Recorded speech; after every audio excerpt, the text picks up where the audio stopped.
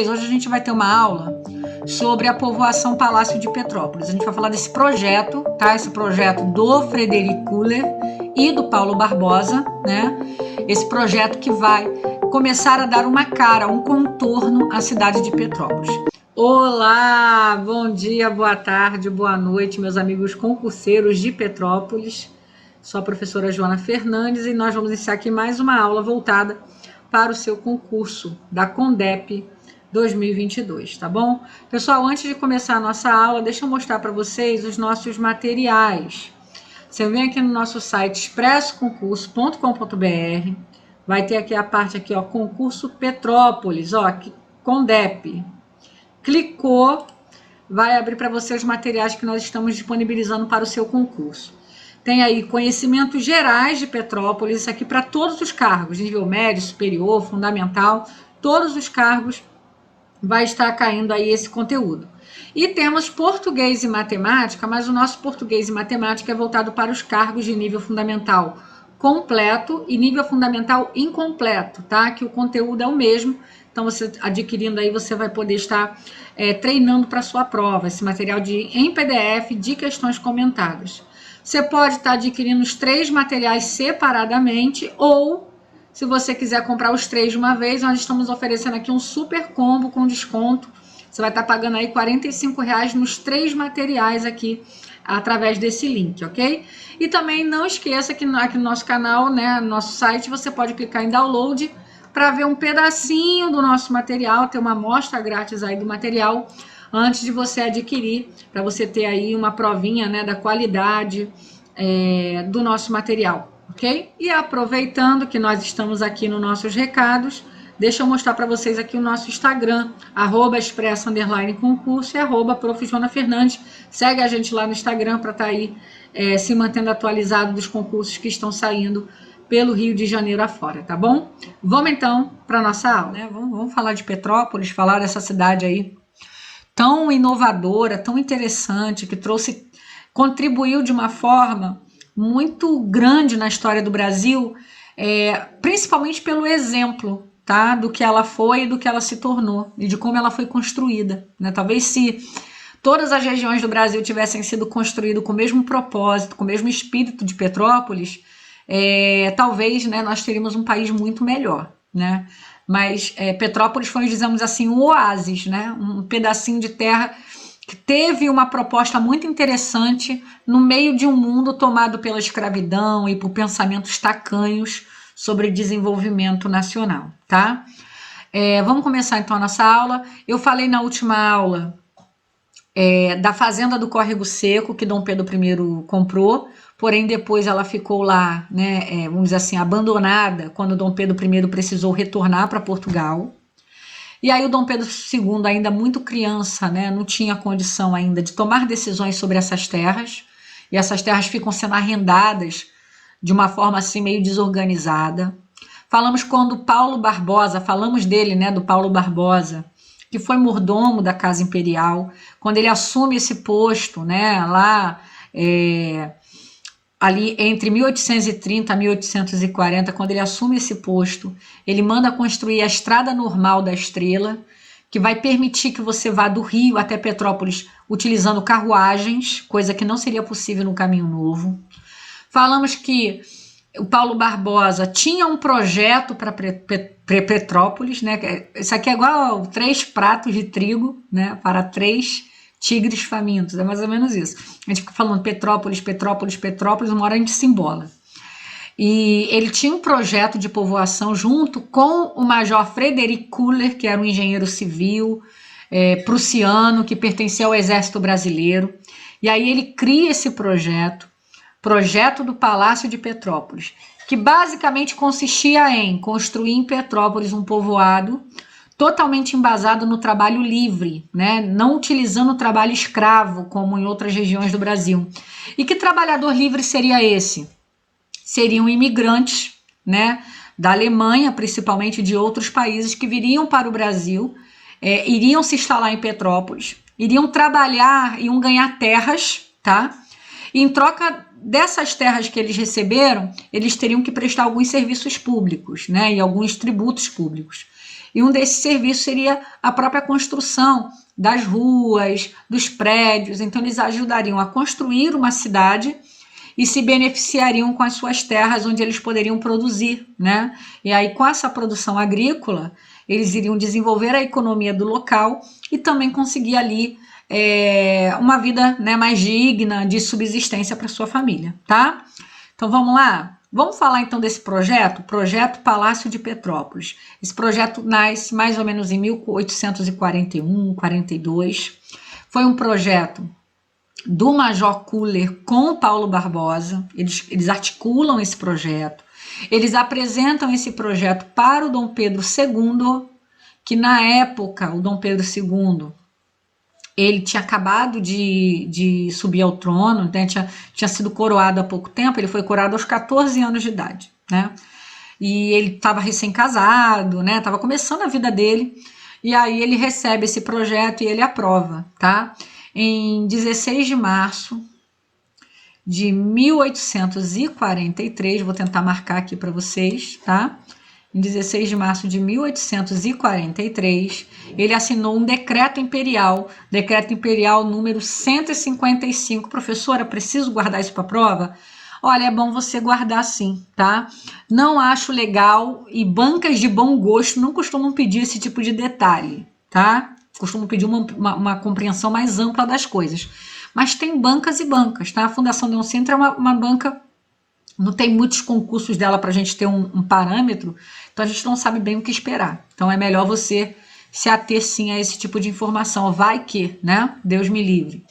Então foi em 16 de março de 1843, o decreto número 155 arrendava as terras da fazenda do Córrego Seco ao Major Kuller. Professora, mas a terra já não era arrendada? Era, só que as terras eram arrendadas assim, distribuídas, sabe, espalhadas. E agora não, pegou tudo, falou assim, ó, vou te dar tudo. Major Kuller foi arrendar toda a fazenda.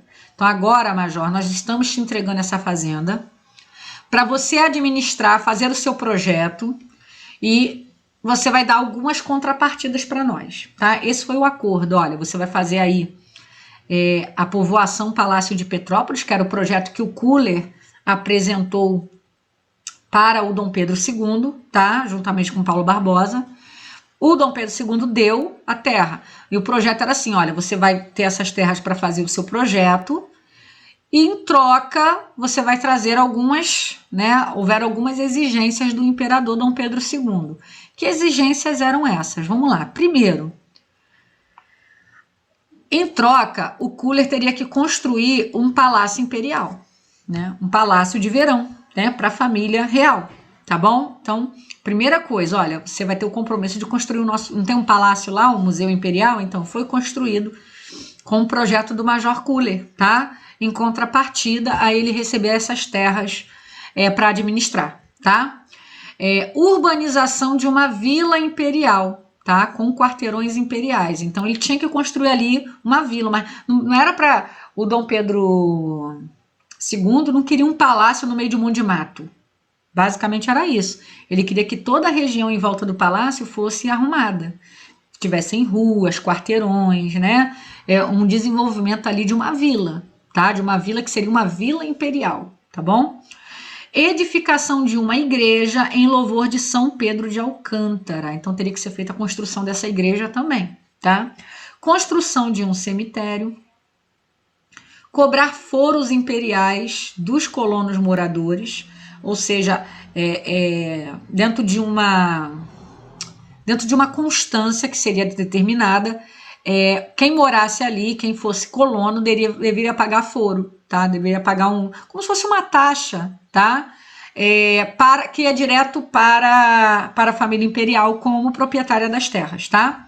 Acho que, se não me engano, até hoje é pago, né? Bota aí no comentário, se não me engano, até hoje é pago. Expulsar terceiros das terras ocupadas ilegalmente. Então, como foi sendo arrendatária, aquela terra ficou meio largada, algumas pessoas invadiram, né? Ah, não tem ninguém aqui, vou fazer meu cantinho aqui. Então, o Kuller tinha um compromisso de ir lá e de expulsar essas pessoas que haviam ocupado essa terra de forma ilegal, tá bom? Então, 6 compromissos aí que o Major Kuller assumiu em troca da cessão dessas terras. E ele topou, tá? Então ele recebe essas terras. Aqui tá, ó, gente, olha a planta, tá? O projeto feito por ele é considerado um projeto muito brilhante, porque ele está lidando com uma região montanhosa, de muito difícil penetração, de muito difícil de você arrumar ali, mas ele conseguiu, tá? E aí, vamos lá, vamos ver o que o Major fez, tá?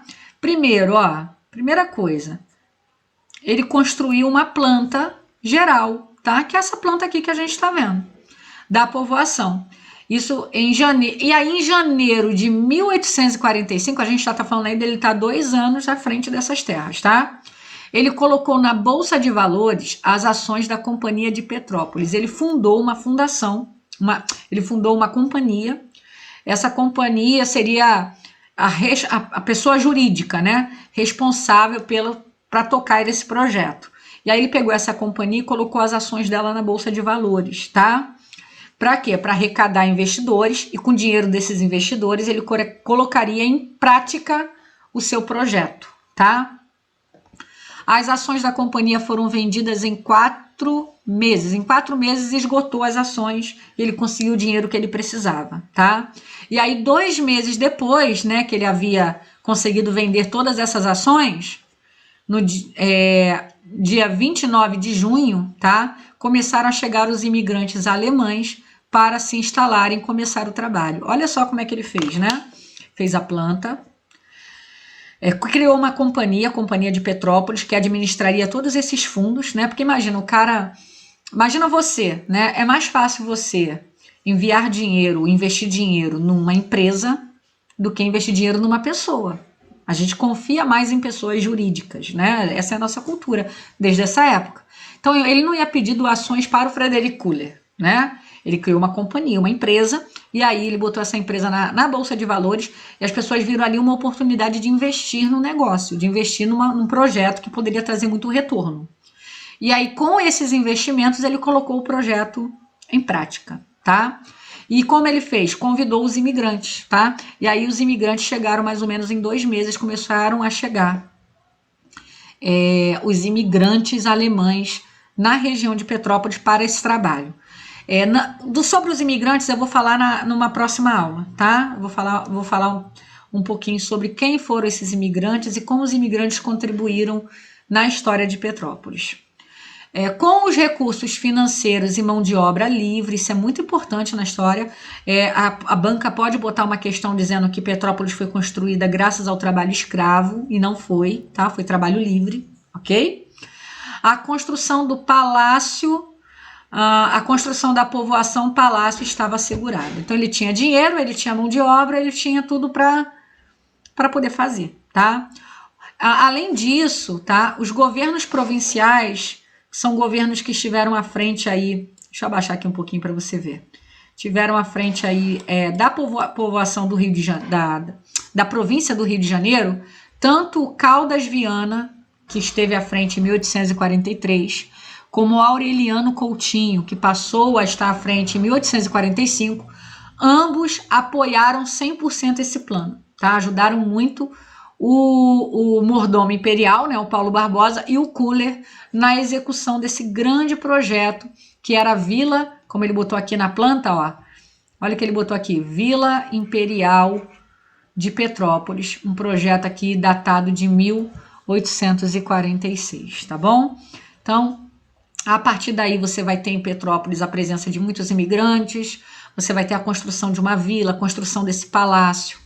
A família real vai passar a usar esse palácio nos seus verões. Que acontece? O Dom Pedro II, né, ele passava todos os verões no convento de Santa Cruz. Havia um convento em Santa Cruz, um mosteiro lá, onde ele passava os verões com a família, tá? Esse local era preparado para abrigar a família imperial durante o verão. E por que isso? Ali o clima era mais fresco, era mais agradável ali em Santa Cruz, tá? Só que em 1850, se não me engano foi esse ano, 1850, o Dom Pedro II foi para esse mosteiro passar o verão com a sua família, levando a sua esposa e o seu filho, né? O seu primeiro filho, com apenas 2 anos de idade, né? E esse menino acabou que misteriosamente apareceu morto no seu berço, né? Segundo relatos, ele foi colocado para dormir normalmente, ele estava bem, e pela manhã ele estava morto no berço. Isso fez com que o Dom Pedro II, né, sentisse profundamente aquela tristeza, fez com que ele ficasse desgostoso desse local, ele não quis mais retornar para esse local. Então, por isso, ele vai passar a utilizar, né, esse palácio, que vai ser construído pelo Culler, como a sua residência de verão, que vai passar aí a ter mais frequência em Petrópolis, e aí vai estreitar esses laços, né, entre Dom Pedro II e Petrópolis, conforme a gente vai ver na próxima aula, tá bom, gente? Então a gente fica por aqui, a gente já entendeu um pouquinho como é que foi esse projeto, né, do Culler, esse projeto inovador que trouxe investimento e desenvolvimento para a região de Petrópolis. A gente vai falar na próxima aula sobre como vai ficar a situação política de Petrópolis a partir de então, né? De um povoado até a cidade. Como foi feita essa transição? Se Dom Pedro II foi a favor ou foi contra, né? Ele gostou ou não gostou dessa iniciativa de transformar Petrópolis em uma cidade, um pouco depois desse evento, né? A gente vai falar um pouquinho sobre essa transição e também depois teremos uma aula para falar dos imigrantes, teremos aula para falar de Petrópolis durante o período imperial, de Petrópolis durante a República, né? Vamos falar assim de grandes personalidades que viveram em Petrópolis ou que passaram por Petrópolis. Tudo isso vai ser falado nas próximas aulas para você ir bem alicerçado, bem completo de informações e não perder questões na sua prova, tá bom? Pessoal, eu vou ficando então por aqui. Tá aí para você o nosso Instagram, segue a gente lá, né? Dá essa força lá para o Expresso Concurso. Segue lá meu Instagram pessoal.